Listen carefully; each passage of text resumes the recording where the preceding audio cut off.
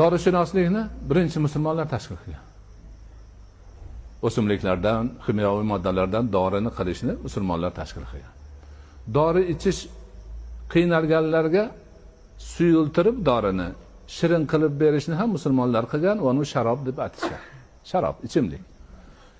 Yevropaliklarning tili kelmasdan sirop deyishib olgan.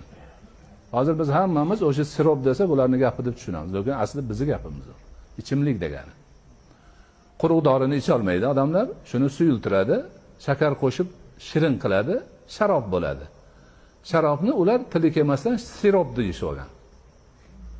Hozir yana shunaqa bir gap aytsam, hammalarni sayron qilasizlar.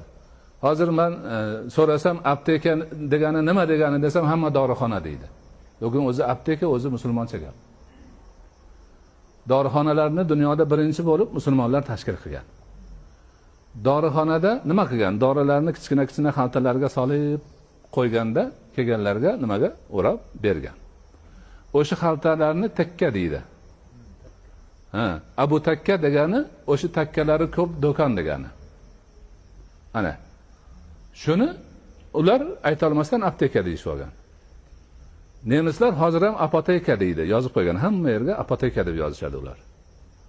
Demak, Abu Takkalar bu dorixonalar. Musulmoncha nom. O'sha dorixonalar Bag'dodda, boshqa shaharlarda, bir shaharda 370 ta, 380 ta dorixona bo'lganda, naryoqda hech narsa bo'lmagan. Dorixona nimaligini bilishmagan. O'sha Zengret Hunke aytadiki, Parij tib kulliyasini dunyoda eng kichkina kutubxonasi bor edi deydi. Bir dona kitob bor edi deydi. Lekin bu kitob juda qimmatli edi.